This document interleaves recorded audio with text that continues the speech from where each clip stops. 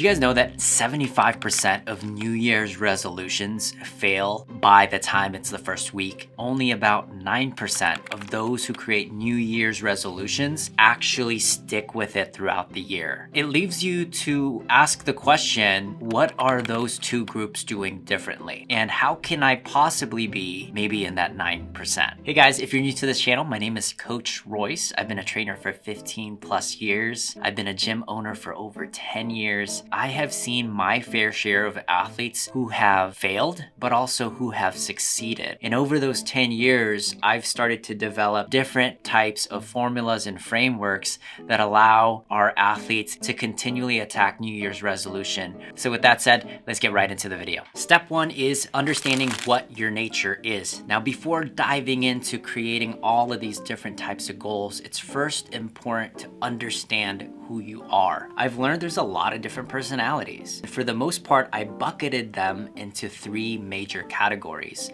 The first category is someone that's very, very logical. Logical personalities are personalities that tend to really fixate on numbers.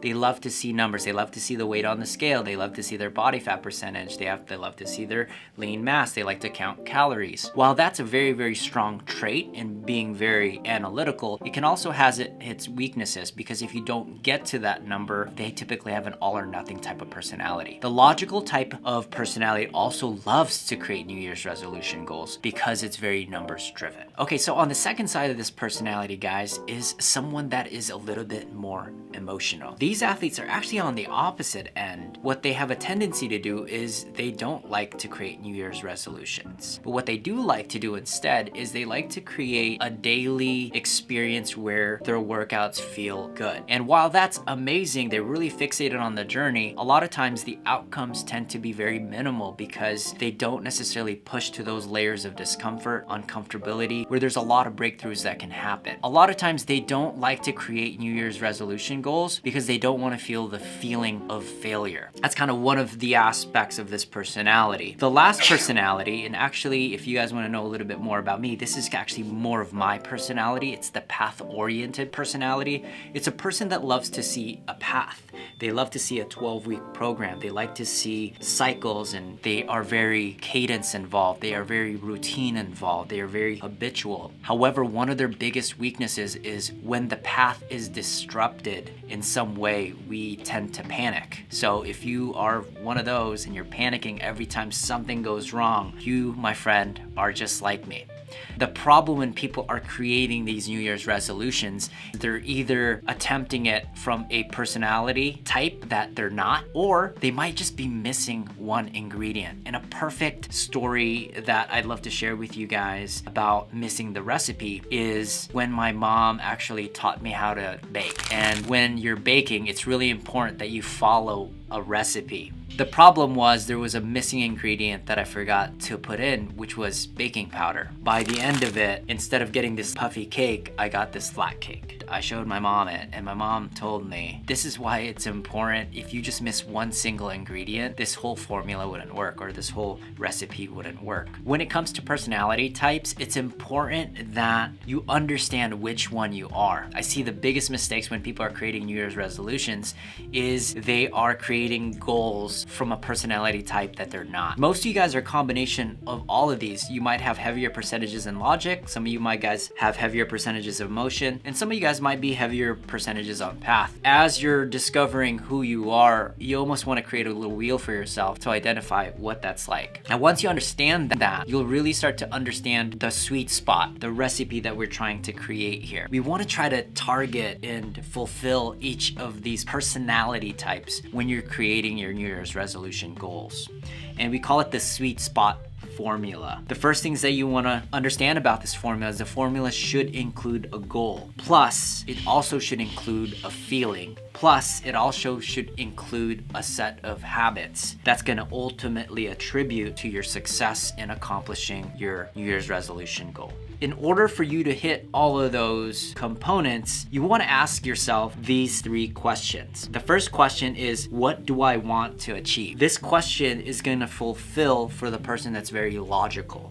So you write down, I want to lose 30 pounds over the course of a year. The second question that you want to ask yourself is, what do you think you will feel? It's important to do this because, again, a lot of times logic people are driven by logic, but really what they crave for is actually the feeling that they perceive at the end of the product. They think they're going to feel joyful. They think they're going to feel confident. It's important that you list some of those feelings out, because what you will need to do, and we'll get into the later parts of this, is to create daily ways where you can experience joy. You can experience accomplishments, confidence, or discipline. Whatever you perceive the outcome is going to create, we want to create that on a daily way. The third thing is, what habits does this person do? You don't just get the outcome. There's a set of systems, there's a set of habits that you're doing on a daily basis that's allowing you to lose the 30 pounds that you're looking for. You should write as many of those things down. If you don't know what those habits are, find someone that's fit and ask him what they do on a daily basis, on a weekly basis, and maybe even on a monthly basis if they do something special about it. All right, part 2 is establishing a plan. Now I'm gonna draw a little brain here. One brain is gonna indicate the logical part of the brain. On the other side is gonna be the emotional side of the brain. And I'm gonna list the questions kind of in those. I know it kind of blends a little bit, but for the most part, on the logical end, what is my weekly plan? This also helps with the path-oriented athletes. I'm just gonna list out 3 here that you guys can see, bless your heart. But the first one is, I need to work out 4 times a week. That's what this person does. So I'm gonna write that down. Also, I'm gonna go eat 1 palm of protein in every meal. So if I eat 3 meals, that means I'm gonna eat 3 palms of protein. And then the next one is, these guys are active throughout the day. So typically they're probably gonna walk 10,000 steps. So I'm gonna include that in my weekly/daily plan.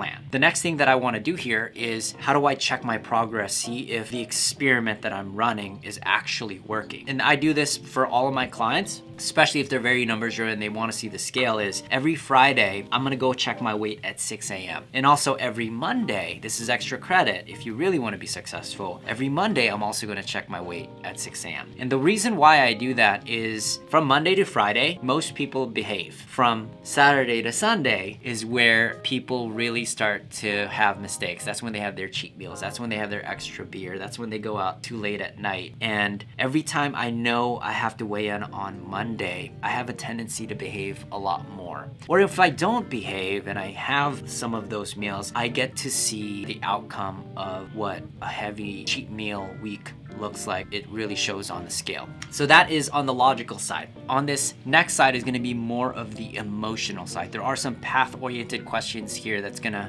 fulfill that type of personality and solve for that problem. And the first one is, what are the things that can go wrong and what will I do? The biggest problems that I see when people are creating New Year's resolutions is they'll create goals visualizing success, but they never visualize the challenges and the adversities that are gonna come. If you plan this part ahead of time, your chances of accomplishing your New Year's resolutions are significantly higher. From what I've seen over the years is, when I plan for these things, my clients don't panic. They actually just stay on course, especially if you're path-oriented type of personality. You want to answer this question. So an example is, if my kids get sick, then what I'm going to do instead is I'm going to focus on everything on this checklist except the gym, because I need to go take care of my kid. In the past, a person probably just derailed. My kids are sick, I lost my routine, and then they can't go back into their routine the next week. And they rinse and repeat this over the course of 35 plus years. Another one is, if the scale doesn't change, then stick to the plan. Only pivot after about 3 weeks. For the logical athletes that are very numerical driven, while they don't think they're emotional, they're very emotional when it comes to the numbers. When the numbers don't change, they just panic and they start changing things. They go from keto to vegan to carnivore to 3 times a week to all cardio to no weights. They're constantly making these drastic changes because they don't see one number move. Instead of overreacting or just completely quitting, write down, if the scale doesn't change, I'm gonna stick to the plan and only pivot after 3 weeks. The last thing on this emotional side is, how can I make this journey 1% more joyful or 1% more fun? This is a major one that I've started implementing, not only my fitness journey, but also my life journey, and it has drastically impacted the way I show up on a day-to-day. Ask yourself, how can I make this journey 1% more fun or more joyful? And I wrote wrote down as just an example. In my 10,000 steps, I can throw a sweet podcast on, or I can put this channel on repeat so I can watch it. The final one here, guys, is get daily wins. Now, for this particular step, I'm gonna draw a basketball hoop, and it's gonna make sense here really quickly, especially if you are a numbers-driven type of person. Like, you like to see numbers. The problem with logical type of personality traits is they only see one number, and that might just be the scale. I advise that you have a number of other ways to fulfill that need to see numbers, and this is one way you can create numbers but also make it really fun. This is something that I call a weekly scoring system. Now, I'm only gonna list out 4, but you can list out as much as you want. I recommend maybe at most creating a seven habit checklist. I think that's really easy for my mind to manage and to do. When you start to put too much stuff, it can get really overwhelming, but when you put too little, you're not gonna see the changes that you need. For this particular example, I'm just gonna give you guys 4. First one, like we said, was work out 4 times per week. The second one was eat 1 palm of protein every meal. The next one is walk 10,000 steps. And then the last one is drink 100 ounces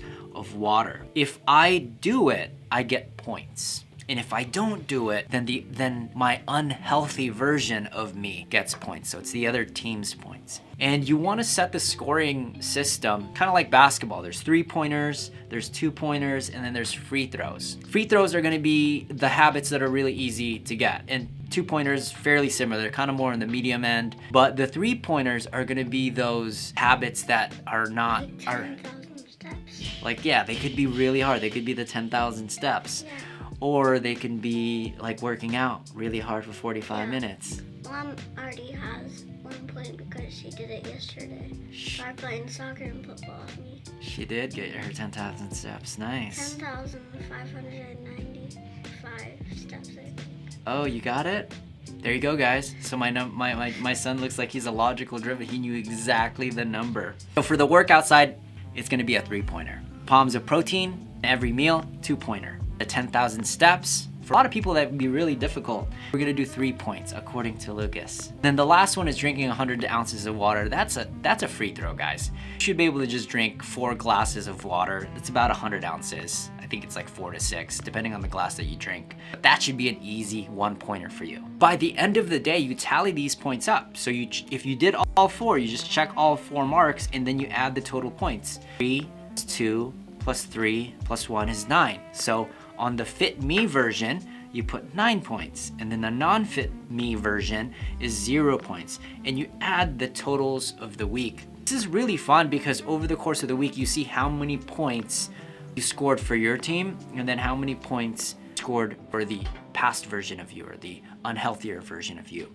If you're competitive like me, this works really, really well. At some point, you eventually just discard it because you realize you're just blowing out the other team by hundreds and hundreds of points. A lot of times when we're just fixated on the number, it may seem like we're only winning or losing by just one metric. In sports in general, there's a lot of different statistics. There's assists, there's rebounds, there's blocks. In fitness and health, there's all of those things as well. So it's important that you track multiple habits and then assign points to them, because when you start to do this, at least for me, I start to elicit emotions of winning. I start to elicit emotions of also a little bit of panicking too, because I'm like, oh my gosh, the opponent is beating me. So I start to kind of get into these states where I'm like, no, I get super competitive. And actually that competitive side is the fun side for me. If you struggle finding how to make this journey more exciting, this is one way you can do it. Create daily wins. If you like this episode, Keith and I did an episode on how to create the perfect weight loss plan.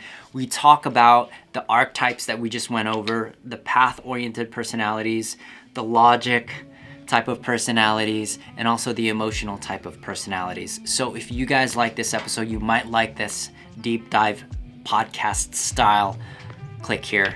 That's on the link. I'll see you guys on the next one. Peace. Peace out.